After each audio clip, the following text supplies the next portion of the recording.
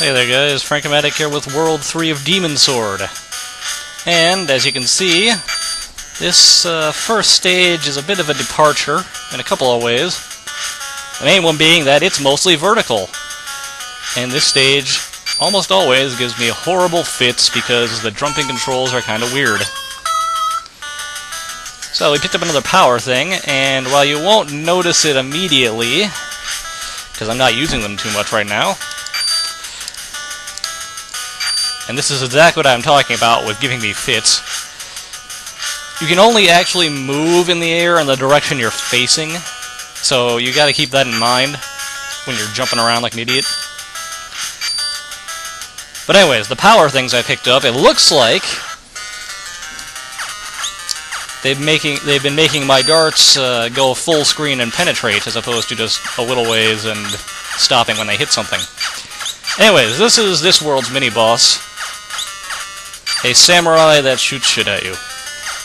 He is of absolutely no difficulty whatsoever, since if you duck, his shots go right over your head, and his melee range is extremely limited. Anyways, he gives us some wind blades. You might have also noticed that the standard black and red enemy guys are shooting shuriken now. Or darts, as this game calls them. You can duck under them, or just like in Legend of Kage, you can smack them with your sword and knock them out of the air. So, it's only a threat if you're not paying attention. But this is actually, I find, one of the harder stages, just because of the way the jumping controls work, especially when you get right here. Because now you gotta jump all over a whole bunch of little platforms, and missing a single one does what happened right here, and you get to do it all over again. Isn't that lovely? As you might guess, I tend to miss a lot. But I made sure only a almost not completely embarrassing for me version made it into the video. That's a lie, by the way. But I will eventually get to the top, I promise you that. And then we will murder things with our wind blades and our candelabra sword.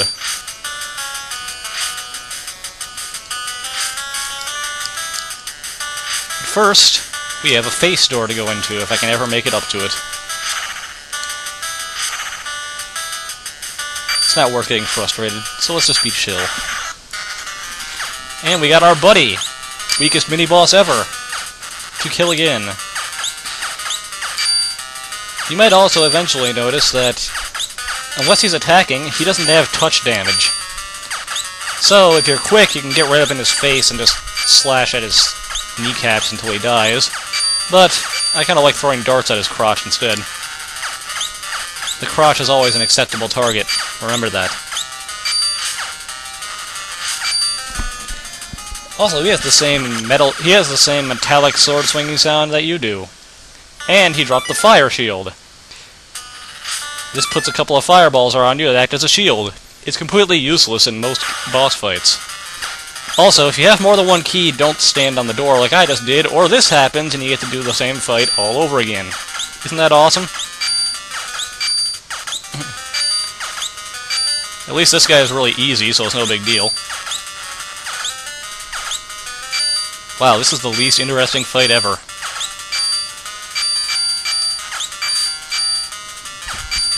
I'm impressed at how dull that is. But he'll die quickly. And right there is what I was talking about. You can stand right on top of him and just slash him, because he won't have a chance to attack back. But at least this time he gave us lightning. Anyways, in a couple of seconds you'll see a freaky skull thing. And what's that? Boss music! And a jump! What could that mean? This guy kicked my ass twice in a row. As you can see, it's a recolor of the World 1 Stage 2 boss that fights in exactly the same way, except he has a much more annoying stage to fight him on. and he takes more hits.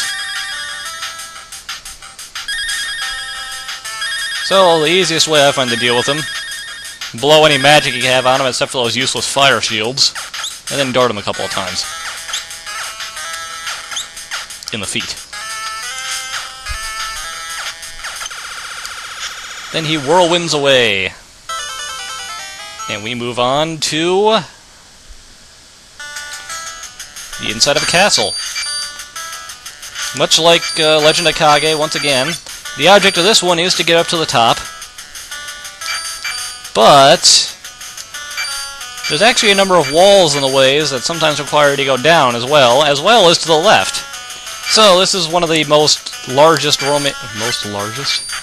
This is one of the biggest roaming stages in the game.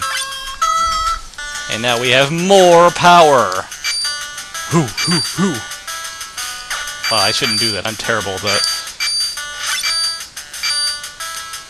Also note that two power-ups appearing on top of each other will blast the one that was there to begin with.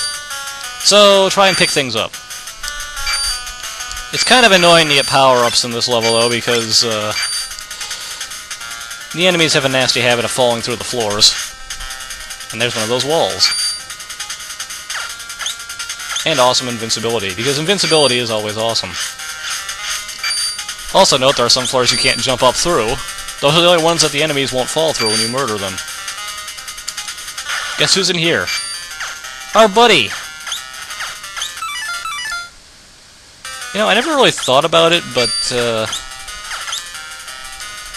Vikar's got a very odd sword-wielding pose. That doesn't allow any sort of real defense. I mean, when you think about it, the original, or traditional high stance for our kendo or a Japanese sword is up horizontally over your head with the blade facing backwards. Not held up vertically behind you in a way that looks like it would be really uncomfortable to try and hold.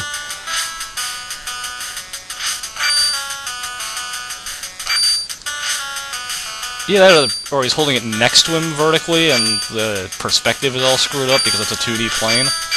But I'm clearly thinking about this way too much, so I'm going to go off to a different train of thought. And wonder, why in the hell are the steps in this place so freaking huge? Every one of them is as big as one of these people. Why could you possibly need steps that big? Unless you're a giant, but nobody here appears to be a giant.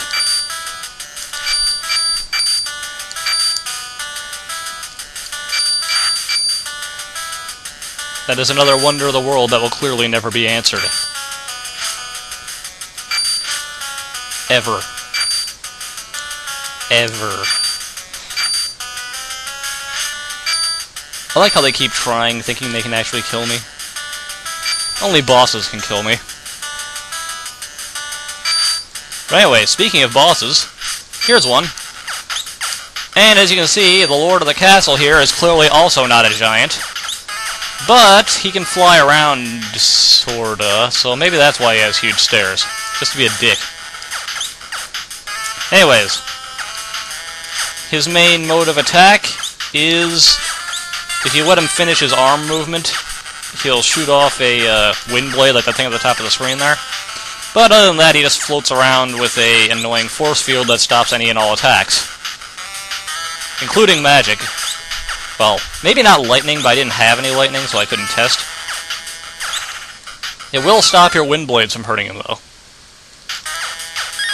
So, really, his attack is completely interruptible as long as you hit him fast enough. So, all you gotta do is keep away from him and keep throwing darts around, and he'll die quickly.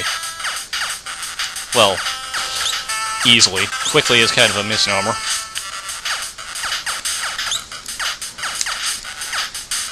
But as long as you're fast and don't jump along with him, he should never actually get a chance to fire any attacks off that have any chance of hitting you.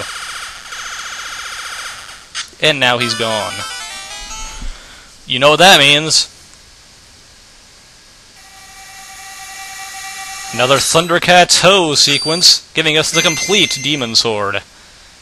And, of course, losing another orb to Scully the Eagle. Coming back next time when we go to the final world, the world of darkness. Later.